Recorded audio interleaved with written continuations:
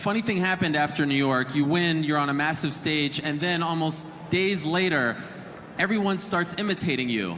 Marc Gasol of the Memphis Grizzlies starts doing the strut. Justin Bieber, Pogba. This becomes a thing that is being seen everywhere. Did that blow your mind? Because you've been doing that for a few fights, right? And then all of a sudden after New York, it became part of pop culture. What are you thinking when you're seeing this everywhere? Like massive stars imitating you? I'm thinking Vince McMahon must be pissed. But I don't give a fuck about Vince McMahon. I stole that walk, and that walk is now mine. And now Vince or any of those pussies over in the WWE will do anything about it. That's my walk. I created that walk. I made that walk. So look, I don't know. It's amazing to see, like, it's amazing to cross into that. All different cultures, all different sports, all the NFL players, all the NBA players, all the football players over here. Look, fighting is everywhere. All American football is over there. Yeah. Soccer or football, we call it, is over here. Fighting is fucking everywhere, and we're finally seeing that. So I'm very happy, I'm very proud of it. And look, it's a beautiful time for the fight. It's a beautiful time for me in the fight game. We're finally being recognized for the work we do. You know, it's a dangerous, dangerous business. I've witnessed everything in the game. I've witnessed the lowest of the lowest, the highest of the highest. So I'm just happy that we are right now at the very pinnacle, and everyone is respecting us and showing us the love that we deserve. Okay, so I've been dying to ask you this question for months now, okay? You told me when they announced the fight against Eddie Alvarez that they will need an effing army to take the 2 titles away from you. And in the end, they sent out a press release that was 2 sentences long, and they had one of the broadcasters read it. When I first found out that they were going to do the interim title and strip you of the belt because Daniel Cormier got injured prior to UFC 206, it did not register in my mind. It did not make sense. How did you find out that they were going to go ahead and do this, and what was your reaction? Before I even got the belt, they wanted to strip me.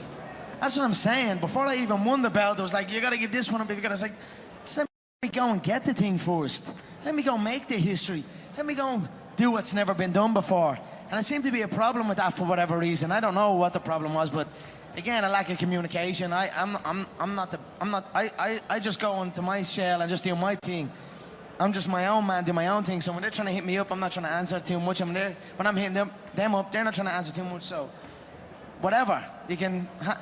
Currently, the featherweight, all you had to do was ask. If they literally came to me and said, hey, Conor, I know you're preparing to have a baby. I know you're chilling.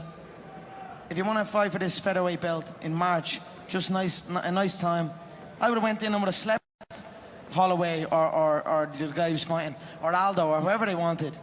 No problem. All they had to do was ask. Instead, they created an interim belt. They gave back the unified belt to a guy I KO'd in 13 seconds. A guy I dominated is now the interim title. Look, I was almost a little bit embarrassed for the way it was playing out. Like, is that really how bad it's gone? They just need to kind of create all this fake stuff to sell some stuff, but it's still so shit. It's still so nothing. So, I don't know, look. They never asked? What? They never asked for your permission? Before there was conversations, not after. After it just kind of went silent, and then it just happened. But I mean, keyboard warriors, they can type anything and people think that ain't real. You said they wrote out a press release. What did they do? Did they send that army? Did they physically take that belt from me? Has anyone laid a finger on me to take that second belt or the first belt? No. I'm still a 2-weight world champion, make no mistake about it. That's it. So do you intend on defending that featherweight title at some point? Do you intend on defending? Do you still consider yourself the featherweight champion? Like I said, all they had to do was ask. Huh. All they had to do was ask. Right now I'm walking around about 75 kilos. That's like 160 pounds. I guess featherweight. Don't get me wrong, it's a heavy cut. It's a heavyweight cut. But tell me one time I've missed it. Tell me one time I've missed the featherweight limit. You know what I'm saying? At the Aldo fight, there was no IV. We weren't allowed IVs at the Aldo fight. And it was the first time I brought in a nutritionist. I done it the best weight cut I've ever had. And I didn't use an IV to rehydrate. And I went in and knocked my opponent out in 13 seconds. So how can they claim I'm not the featherweight world champion? How can they claim I'm not a featherweight no more? Sign up the dotted line, and I'll take a featherweight fight, no problem. But make no mistake about it, you sign me up against any of these featherweights, they're not gonna show up. And that's fact. You sign me up against Jose Aldo. How confident are you that that fight takes place? He ain't showing up again, Ariel. You know that. 30-second knockout. He pulled out before. 2 years traveling the world. The featherweights are praying that I don't come back down there. So, whatever. Okay, so now you win the lightweight title 2 months ago, and there's an interim lightweight title on the line in a little over a month. Did they ask you about that? Because, I mean, that's just 2 months ago you won it. Not a It's whisper like... about that one. But again, like I said earlier, business is business. You've got to create this. You've got to create. You know what I'm saying? You can't just let these, because the two guys that are fighting for that interim belt are bums. They can't. I always look at the game, the fight game, or the UFC, and it's like, I always wonder to myself why. Sometimes I wonder to myself why it's never broken through that next level. Why no one before me has ever got to that next level? Because they're all dog shit, and I don't mean like that. They're sloppy, messy, chinny.